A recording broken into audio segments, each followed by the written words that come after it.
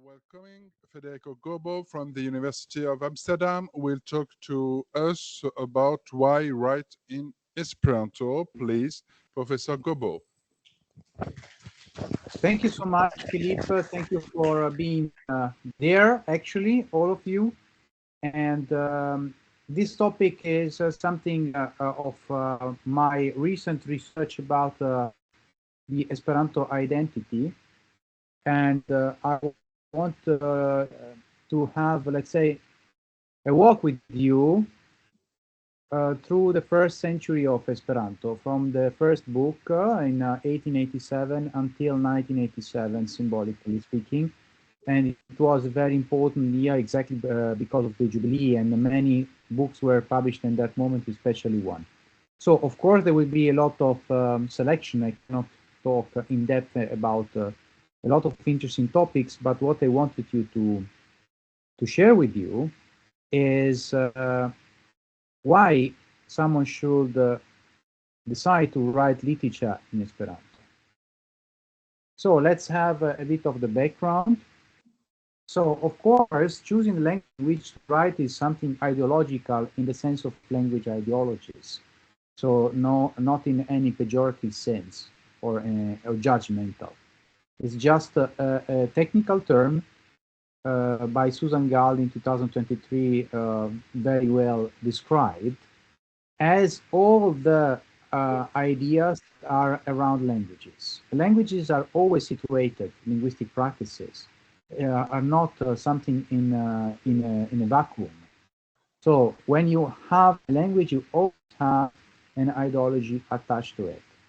And especially choosing to write is something very strong. Why choosing to write? Because one of the important things that you already know very well is that there are no analphabets in Esperanto and there are no monolinguals in Esperanto. So all Esperanto speakers can write, and they are, at least, let's say, in normally, they are literate in another, at least in another language. So they have to choose. They can choose. There is not only one language possible. So as I already explained in my previous invited talk, what is the Esperantistaro? For me, it's a community of practice. So it's social grouping defined by the practice of using Esperanto, talking about Esperanto, like, for example, chess players around the world. So it's not important your passport, it's not important your ethnic origin, your birthplace, and all these things. What is important to be accepted in the group is that you practice Esperanto and that you care about Esperanto, so you're ready to give time and to give effort for it. So this is my main source for today. It's the Concise Encyclopedia of the Regional Literature of Esperanto that was published in 2008. So it stops in 2007. It's monumental, not very concise actually. It's almost 600 pages in a big format in English by a British scholar, Geoffrey Sutton, who is also, of course, a very good Esperanto speaker, and is very knowledgeable at Esperanto literature in general. And he has a periodization of the original literature of Esperanto. We are talking mostly about that, not only about that, and I will explain why in a minute. So the first period is from the first book until 1920. And you know that approximately a generation is 25 years long in sociological terms. So it's the first generation of Esperanto speakers. As you very well know now, the intergenerational transmission in Esperanto is crucial because it's not guaranteed within the family, unlike most languages and like sign languages. So the first period is defined by George Sutton as primitive romanticism and the establishment of style. And of course, we start from the first book in which Dr. Esperanto was a pseudonym of Zamenhof. And why we start to see here again? Because it's very interesting that the language was made by translations. So in the first text you encounter on page 19 of this small booklet was patronia. Patronia, qui estes in la cielo, sancta est via nomo, venor via est volo via, kiel en la cielo, tiel anca sur la terra, and so on. Of course, this is our Father. And then en la Biblio, ie la comenzo Dio creis la teron, cae la tero estis en forma cae deserta, cae mallumo estis super la profundaggio, cae la animo de Dio s'importis super la aquo. And this is the beginning of Genesis, the creation of the earth. So the two pillars, if you want, of the Christian and Jewish religions. Then, after the letter, there is one of the original poems by Esperanto, Mia penso. Sulla campo for del mondo, ante un octo de somero, amichino la rondo, cantas canton pri la spero. Cae privivo detruita, ci racconta scompatante, mia vundo refrapita, min dolora resangante. You can hear the rhythm.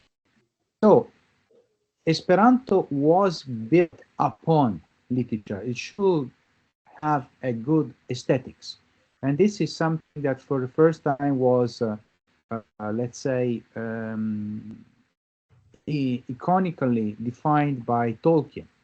Tolkien, in his younger years, was an Esperantist, and he said Esperanto was superior compared to its rivals, because at the time there were rivals of Esperanto, Ido, Novial Occidental, and so on, because Esperanto has aesthetic qualities the other do not have. This is Zamenhof's letter to Michaud in 1904, the year of the first Congress in Boulogne-sur-Mer. And in this letter, Zamenhof talks about his love of the Russian language. This is the translation I provide to you. And he said that he dreamt of becoming a big Russian poet when he was a kid. When he was 10 years old, he wrote a 5-act tragedy, can you imagine? Then he says that he can freely talk in 3 languages, Russian, Polish, and German. But the point is, he wanted to always have a big love of literature, and he wanted to become a poet. So this is not something that is, let's say, a side effect of something. It's essential, it's crucial to the carving of the language. And here you have something that is unusual to see. The view by Louis Couturin, the fierce opponent of Esperanto through Ido, the reform, against literature in Deutsche Revue in 1907-08, when Ido was just came out, and that was published in Ido, actually in Deutsche Revue, so not in German. And he says that nothing, this is my translation of course, nothing harms Esperanto more before the eyes of literary men than its aspiration to literature, poetry, to perfect translation of the literary masterpieces of all languages. So these claims could repel and shock the scientists we want to conquer. Literature application is completely useless, harmful due to the disproportion between the goals and the means. So he says that it's not only his literature in Esperanto is something that is useless, it's even harmful. So for him and all the other scientists that wanted to have an international auxiliary language, they really advised their followers not to write literature, because literature is something that belongs to the nations, not an international thing. And then we have, after Zamenhof in these years, the second, let's say, champion of Esperanto literature was Kazimierz Kabej. And this is the entry in Encyclopedia de Esperanto, written by Kalochai. We will come back to Kalochai, and this is the translation. And Kabej became famous because of the translation of The Bottom of the Hardship by Sierzewski, which appeared in Lingua Internazia in 1904. And he is famous because in 1911 he abandoned the movement, and since then he has not engaged in Esperanto matters. And in Esperanto we say Kabej to leave the movement forever, which is a paradox. But it's important that in Boulogne-sur-Mer, we always refer to the first speech by Zamenhof, and rightly so. But there are also other pioneers of Esperanto who have speeches, and one of them was exactly Kabe. And Kabe explained why Esperanto translations are so important. This is the translation for you. So he said that in the first period, so before 1905 for him, the phraseology was enriched and became capable of expressing everything, even the finest nuances. But now we have to go for the principle of internationality. What does it mean for Kabe? That it is not enough to write in Esperanto, but one must write internationally, equally naturally and easily for all nations. He came back to this in the interview made by two Hungarian Esperantists, two brothers actually, and one of them wrote a novel that was the inspiration of Dr. Mabuse by Fritz Lang, original Esperanto novel. But this is really an anecdote. And he, because they wanted to know why he Cabez, why he left the movement, and he didn't really answer, but he gave some, let's say, insights. One of this is the poor quality of original Esperanto literature. So he said that you have to know at least 3 languages from different language families. That's why Slavic writers in Esperanto are so good, because they know also German and they know also Latin. So they have the Slavic, Germanic, and Romance groups in their mind. And like Zamenhof himself, of course. And he says very clearly, Esperanto benefits significantly more through translation than through original free writing. So why writing Esperanto? For Zamenhof, writing Esperanto was, of course, to build up the language. So the literature was a tool to build up the language. For Kabe, writing Esperanto was to having the good style, the establishment of style. So through translation of masterpieces, exactly, and also for establish the language ideology, which is different from the rivals of Esperanto at the time, for example, Fido. Then everything fell down with the First World War, and the time was called the Great War, of course, and it's the Belle Époque, or the long fin de siècle, if you prefer. So we start with the second period, and in the second period, in 1921, we have mature romanticism and literary flowers, and we have the novelty of Literatura Mondo in Budapest. Budapest became the hub of the new intellectual generation of Esperanto through this journal, very well printed in a very high quality, financed by Theodoro Schwarz, who is a Germanization of Soros, and Theodor Soros, Tivadar Soros, was the father of Paul and George Soros in the US, and he could escape to the US thanks to Esperanto, because he could disguise himself as a German, as a Hungarian, as a Russian, and not as a Jew. And he wrote a very beautiful novel about that. It was recently also translated in English.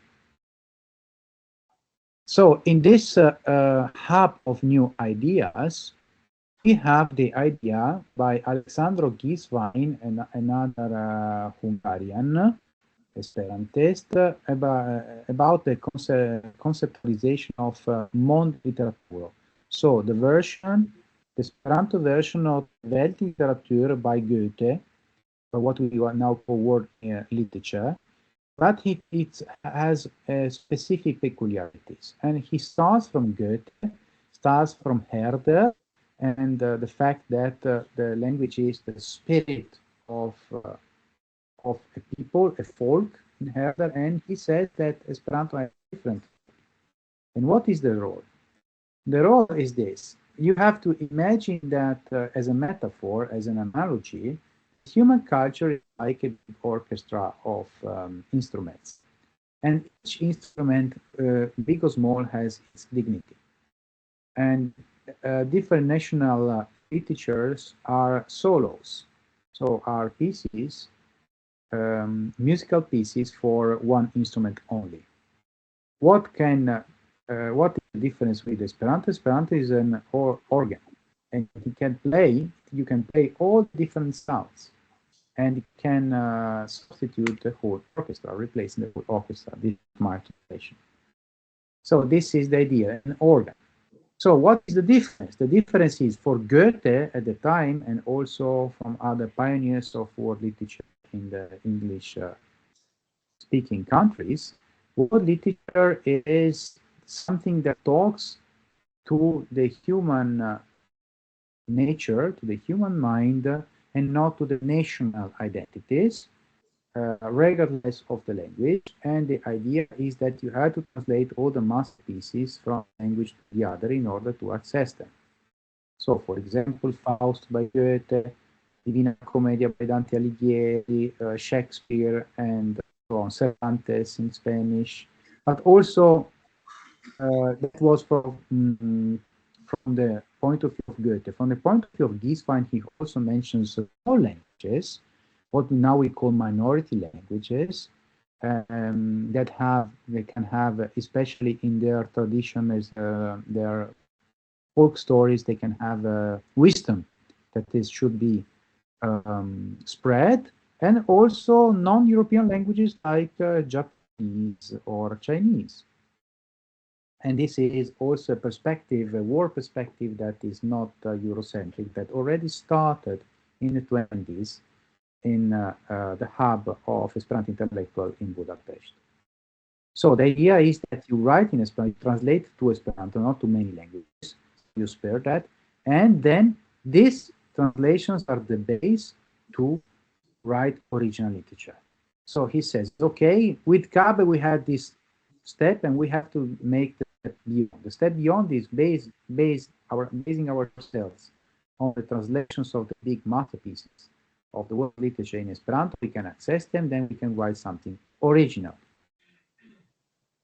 This is a very famous poem by Solomon Kolochai, when he writes Arahoro, and you can see Kabe. So there is already one important point, which is he makes a reference to another author, important author before him, of the generation before him. So it starts to build up a tradition, because when you have a dialogue through the years between generations, it means that you are starting to really write literature as a corpus. And he writes about his bitterness, bittersweet, if you want, emotion, because he is a poet without a people, poeto sen popolo. And here we have, in this extract, In a Bitter Hour, the translation by William Hall in English, which is one of the few translations that I would like to say that is very, very high quality. People without, or poet without a people or despair. And this is one of the things. So why to write in Esperanto? You are not grand and proud, by only weak and powerless, immature, helpless, and maybe hopeless, maybe cowed, but noble, white and clear, and wholly pure. So, for Kaloch, writing in Esperanto is because Esperanto is immaculate, is pure. Why it is pure Esperanto? Because the language and the culture of Esperanto was never done to have any form of violence against another people.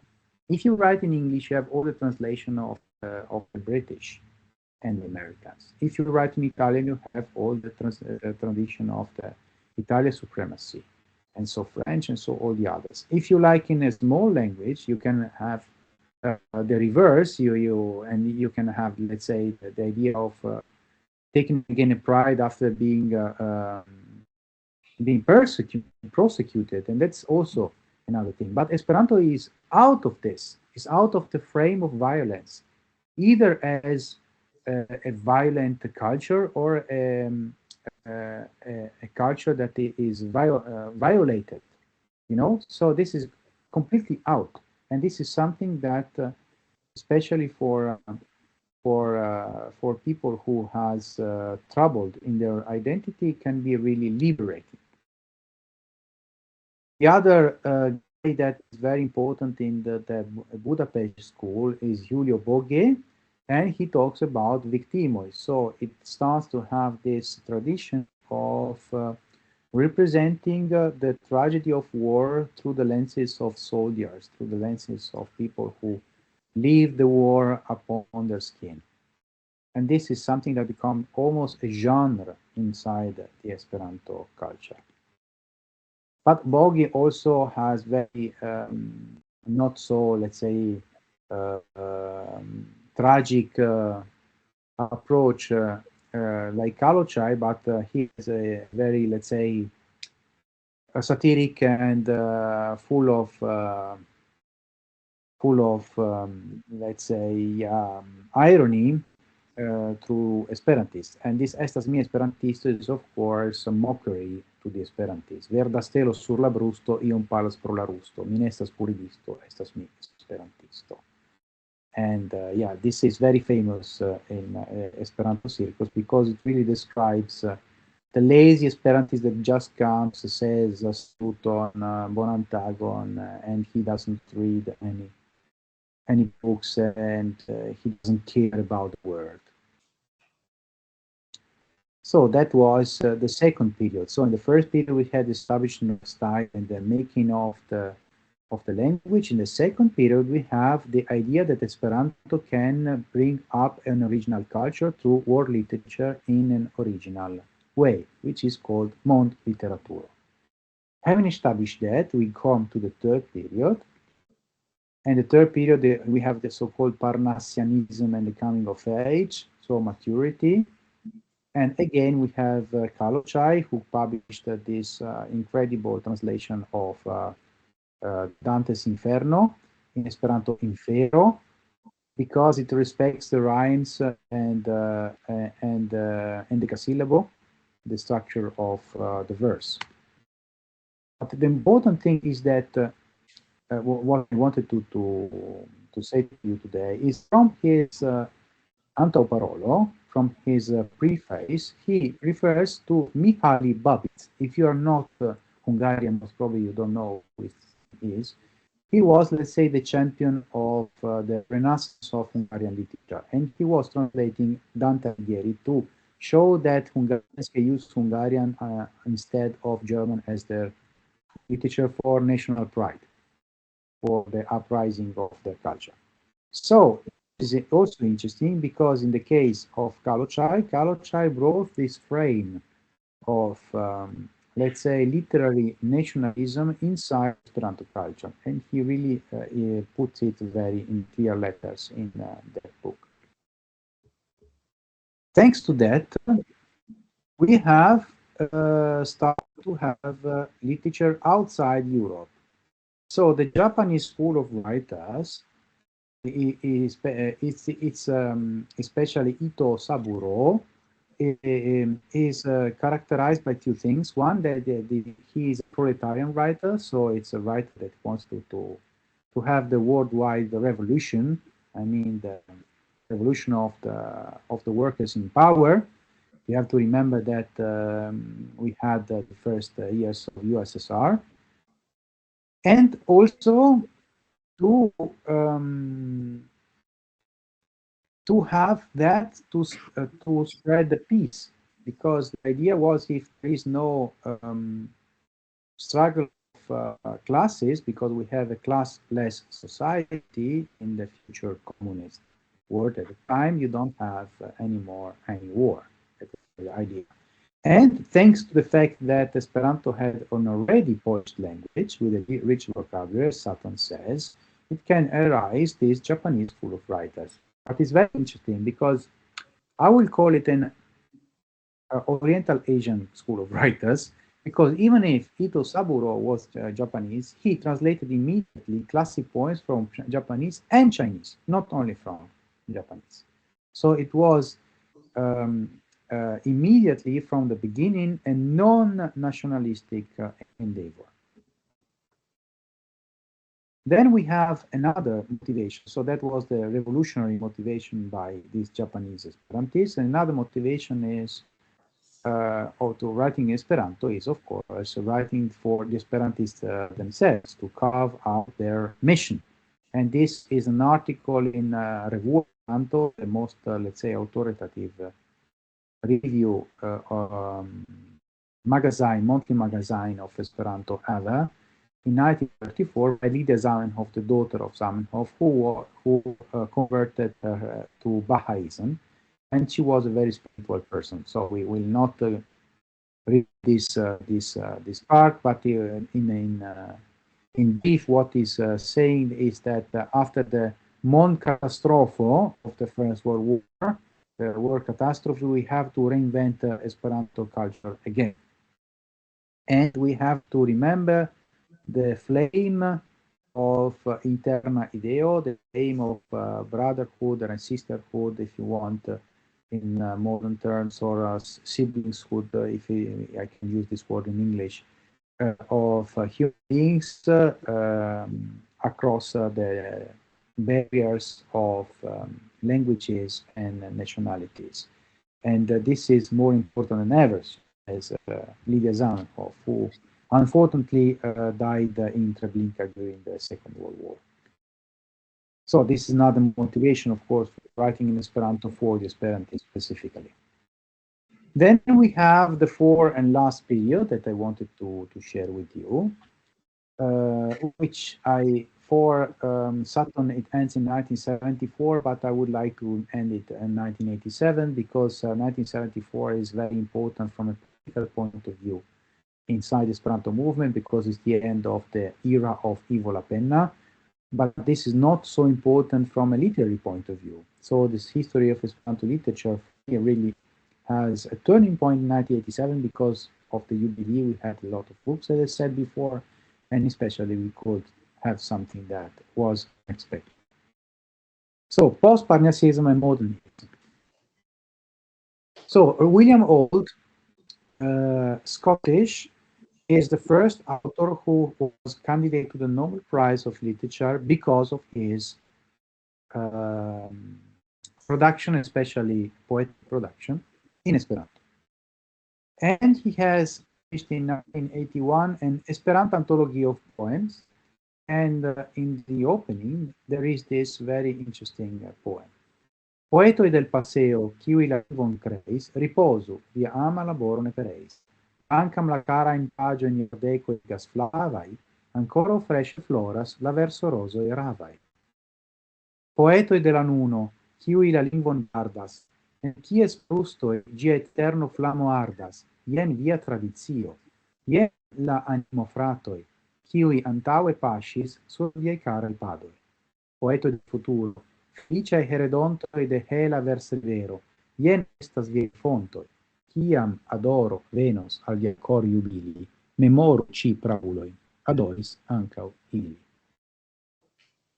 William Auld is really considered to be the top poet ever in Esperanto, not by chance. This poem is short, but it just brings a connection between the poets of the pioneers, the past, the poets of today's, and the poets of the future.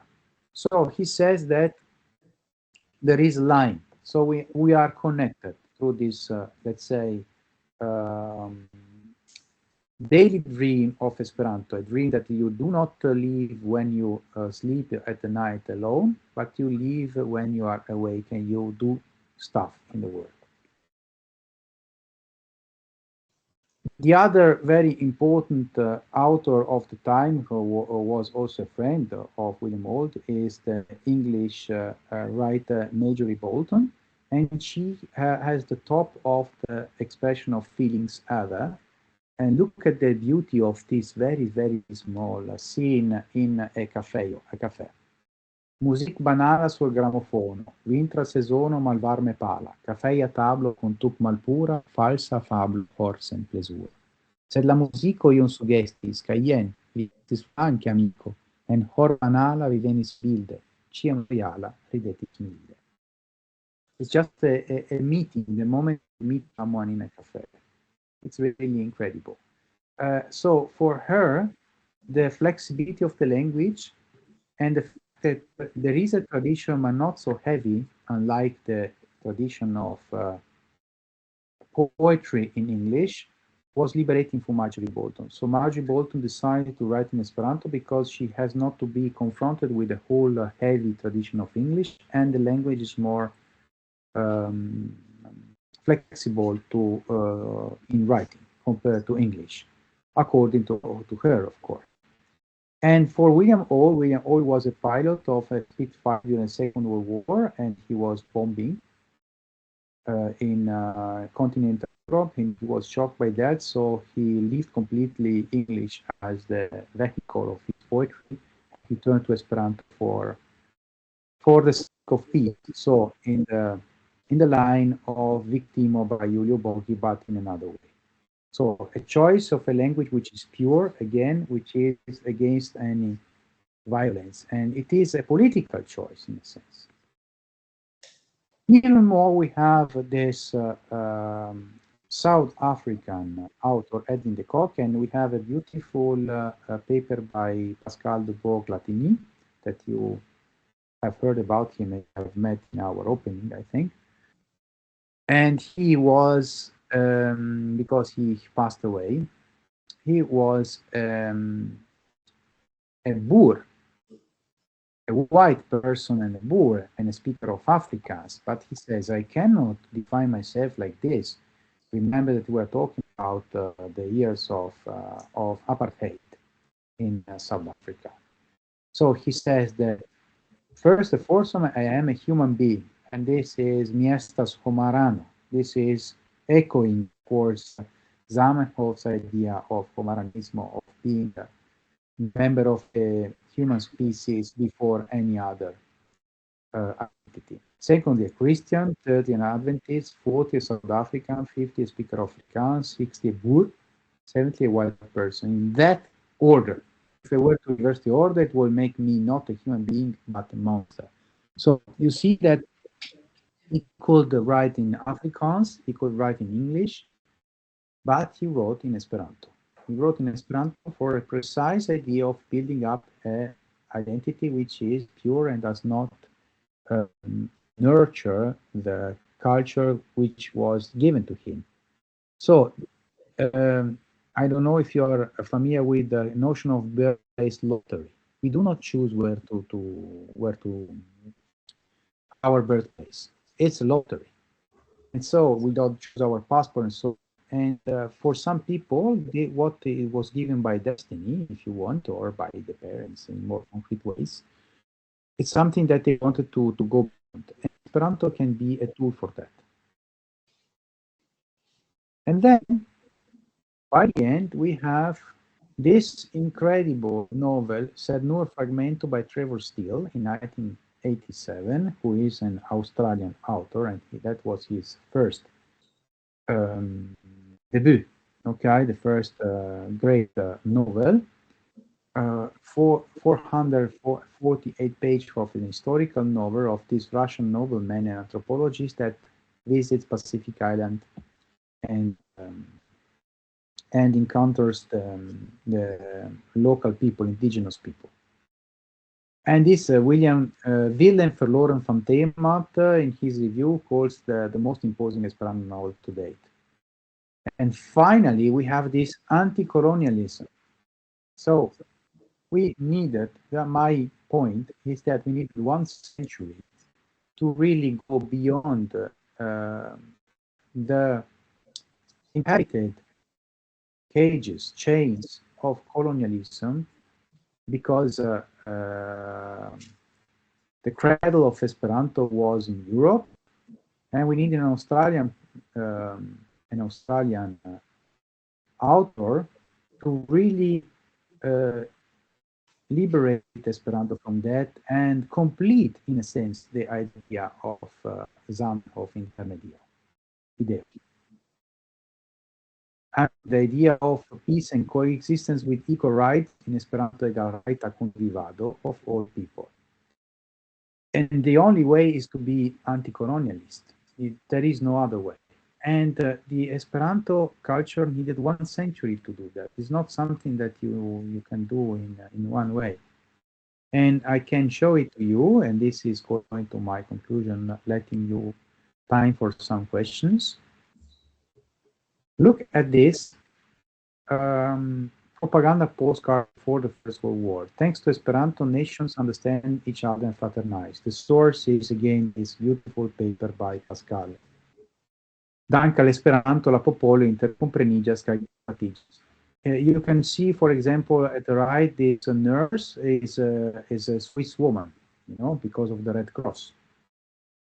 You can see the black man, which has the green star on the arm. It's very, I mean, it's very stereotypical in a bad way. You have the German, like a soldier. So you see how it was, how people were depicted at the time. And I can tell you something. I had, let's say, a prova generale of this invited talk in Esperanto in my local group club here, like Amsterdam Rondo, the Amsterdam's circle. And then we had a discussion, and the Esperanto speakers who were present, both, it was a hybrid, so both in Amsterdam and online, were shocked by this because they didn't know the existence of this postcard. And they say, how we can be like this, our pioneers, why it's so racist, because this is racist. And they were almost furious about that. And I had to explain to some of them that was a long road to become aware of all the prejudices and the stereotypes that were in Esperanto. And of course, that we, judging, I can imagine after 1 century, people will look at our writings as being racist in other ways that we cannot even imagine, because this is the thing. And the point is that Esperanto attracts social avant-gardes. So nowadays, the Z generation is, in the case of Esperanto, is mostly concerned about gender issues. I think you have encountered the neutral pronoun "ri" instead of "li" or "she," for example, and this is an innovation that comes from the 70s, but it is really taken over and used in real use by the nowadays Tejo generatio, the generation of the young Esperantists. So this is how it is. And in the case of literature, we need 1 century to become finally anti-colonialist. So when we read pioneers, we have to indulge a bit. And that's why, with his poetic intuition, William Holt said, Poeta del futuro, be, let's say, be patient with the us and the poets of the past, because, of course, adoris ankaŭ ili. They also adore the language, but in a different way, because they didn't have the instruments of consciousness and awareness that you have nowadays. So this was established in Graz, when there will be the Universal Congresso World Esperanto Congress this year, in 1987, as a symbolization of Esperanto. So look at the difference. This is how it was before the First World War, and this is in 1987. It's very abstract, it's very conceptual and modernist, you know. So of course you can interpret Esperanto in different way, having this basic internal idea, but recarved and reinterpreted all the time in more and more refined way. Thank you for your kind attention.